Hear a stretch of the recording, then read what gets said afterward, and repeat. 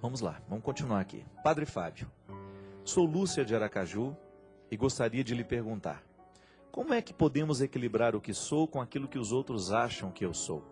Eu sofro muito com isso, pois nem sempre consigo corresponder às expectativas que os outros têm de mim. Tenho medo de dizer que sou fraca, que não sei e que não posso. Isso é vaidade, né? Quando a gente não tem coragem de dizer que não sabe, que não pode, que não deve, né? Isso é vaidade pessoal. É engraçado, eu experimento muito isso na minha vida, né?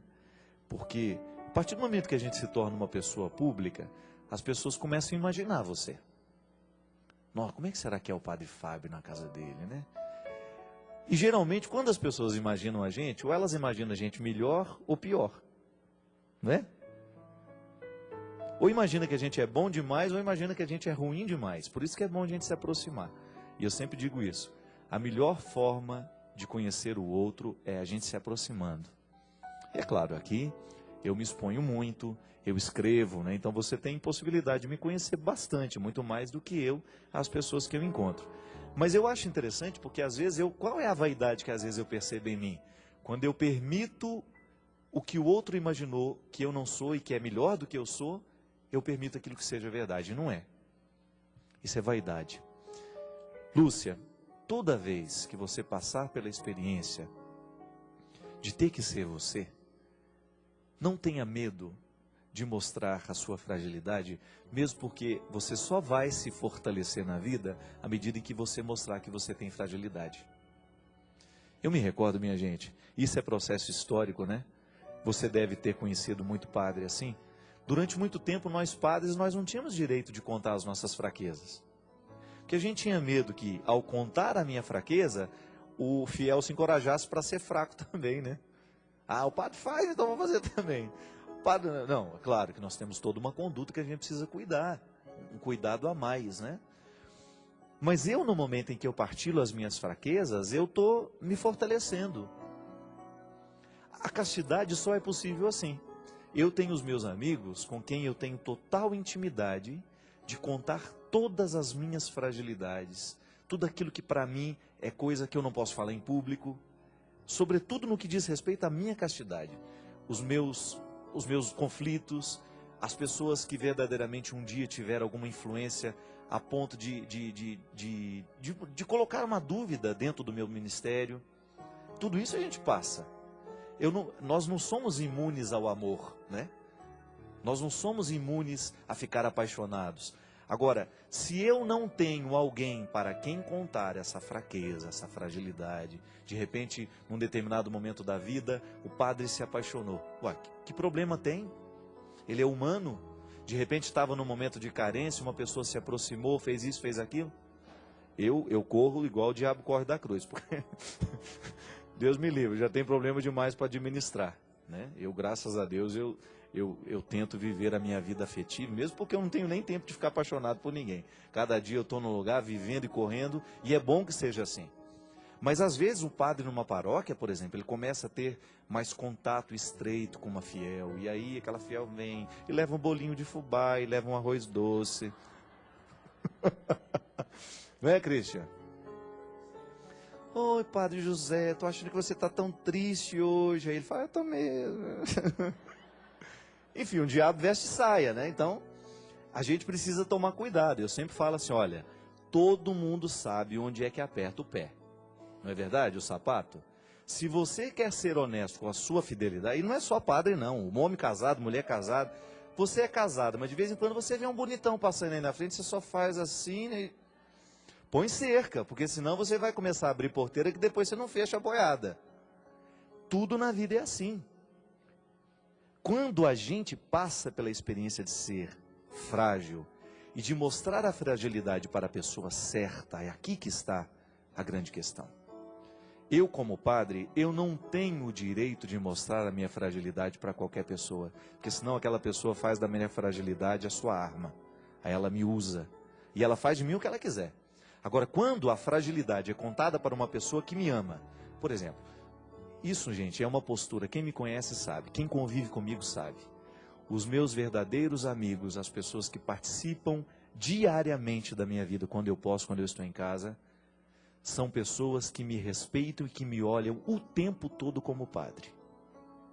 Eu tenho até amigas, mulheres bonitas, que têm acesso à minha vida pessoal de padre, mas para mim não representa nenhum problema, sabe por quê? Eu sei muito bem a pessoa que me desperta e a pessoa que não me desperta o perigo. Pode ser a pessoa mais bonita do mundo, mas às vezes não representa perigo nenhum para aquele padre. Pode ser que seja o homem mais bonito do mundo, mas não represente nenhum perigo para o seu coração de mulher casada. A gente, é engraçado, Deus nos dá o dom de saber de quem a gente pode se aproximar. E a gente só pode mostrar as fragilidades para quem verdadeiramente nos ama, quem nos respeita e quem não vai fazer daquela situação um mecanismo para nos tornar vítima. Então, que às vezes, Lúcia, o que a gente precisa, para a gente equilibrar o que a gente é, do que os outros imaginam da gente, você precisa afirmar e ter clareza. Olha, as pessoas que participarão da minha vida e da minha intimidade são essas. Essas pessoas vão lhe ajudar a ter coragem de dizer o que você é e o que você não é. O grande problema, volto a dizer, muitas vezes nós não temos amigos, nós temos só conhecidos. E geralmente para os conhecidos, a gente não tem tanta coragem de mostrar a fragilidade. E quem não se mostra frágil, corre o risco de se tornar ainda mais frágil, porque fica inventando uma coragem que não tem. Cola uma máscara na cara. É tão estranho isso. É como você chegar diante de um sofrimento que lhe faz sofrer e você não chorar. Quantas vezes, gente, eu atendo, às vezes rapazes, moças, as moças choram mais fácil, né? Mas às vezes você tem um rapaz, hoje mesmo eu estava atendendo um rapaz, e ele, com aquela necessidade de chorar e segurando, os olhos vão ficando vermelhos, ele foi ficando vermelho, parecia que ia arrebentar. Aí por fim eu parei a conversa dele e falei assim, fala nada não, chora primeiro. Aí ele deitou a mão na cabeça assim, a cabeça nas mãos. Gente, ele chorava convulsivamente. Chorava tanto diante daquilo que ele me falava. Ele não precisava falar, ele precisava era chorar. Tanto é que é engraçado que depois que ele enxugou as lágrimas, ele virou e falou assim, nossa, estou tão melhor agora.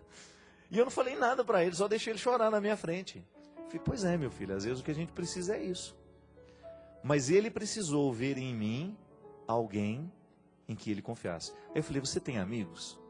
Ele falou assim, tenho um ou dois que moram na minha cidade, padre. Mas aqui onde eu moro, eu faço faculdade, não. Eu só tenho mais conhecidos. E aí está essa questão. Quando a gente só tem conhecidos, a gente não tem intimidade para mostrar o que a gente tem de mais frágil. É engraçado isso. E às vezes faz falta na nossa vida esse laço profundo, esse vínculo mais estreito, que nos permita mostrar, olha, eu não sou isso que você está pensando. Mas você sabe que porque o outro te ama, ele não vai rejeitar o que você é. Quantas vezes os meus melhores amigos, quantas vezes as pessoas que mais fazem parte da minha vida, gente, e fazer parte da vida não é ficar colado o tempo todo mesmo, porque eu não tenho tempo para isso. E eu posso dizer para vocês que graças a Deus, eu tenho amigos que verdadeiramente sabem todas as minhas mazelas. E ter coragem de contar para essas pessoas as minhas mazelas é um jeito que eu tenho de extravasar, de rir da minha própria desgraça e ao mesmo tempo de me comprometer com a minha verdade. Porque eu escuto do outro o que eu preciso ouvir, né? Mostrar a fragilidade é você estabelecer as bases da sua força. Lúcia, muitas vezes na vida, minha filha, nós não somos nada do que a gente aparenta ser. É porque a gente não tem um local seguro para a gente contar. É como você estar num país estranho, angustiado, com saudade, com medo, e no meio daquela multidão, de repente você vê um rosto amigo. Você corre, você abraça, você chora, porque aquela pessoa representa naquele momento da sua história tudo o que você precisa para trazer para fora o seu verdadeiro eu. Nós somos muito maquiados, né? Nós somos muito escondidos. Nós estamos vivendo escondidos demais, justamente por falta de ter um lugar onde a gente possa, olha, posso dizer quem eu sou para você? Aquela frase bonita, né? O Jean Paul, um psicólogo norte-americano, ele escreveu de maneira bonita assim: se eu, algum dia da minha vida, lhe mostrar a minha nudez como pessoa, não me faça sentir vergonha. Bonito isso, né? Às vezes a gente sente vergonha porque a gente se mostra frágil para o outro.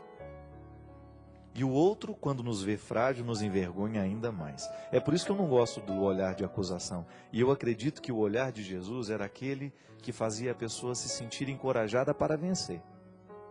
Aquele olhar assim, né? Não, esse não. Esse não deve caber nos nossos olhos. Porque assim como ele nos destrói, ele destrói as pessoas que nós amamos. Sabe, gente, às vezes, um gesto de conversão que a gente precisa ter na vida, começar a ter amigos de verdade. Amigos de verdade. Pessoas que você vai estabelecendo vínculos, tendo coragem de contar quem você é. Um amigo de verdade é um sinal de Deus na nossa vida por causa disso. Ele nos leva à autenticidade. Ele nos leva a costurar na nossa carne esta reconciliação daquilo que eu sou com aquilo que eu não sou, aquilo que eu posso, aquilo que eu não posso. Quem sabe o que esteja faltando na nossa vida é isso. Amigos de verdade. Amigos que sejam capazes de nos acolher no que a gente tem de melhor, mas também de suportar aquilo que a gente tem de pior. E fazendo o equilíbrio dessas duas coisas, nos ajudar a superar e sermos pessoas melhores. Obrigado. Obrigado pelos muitos amigos que eu sei que eu tenho pelo Brasil, que já conhecem as minhas fragilidades e que mesmo assim me permite entrar na vida delas.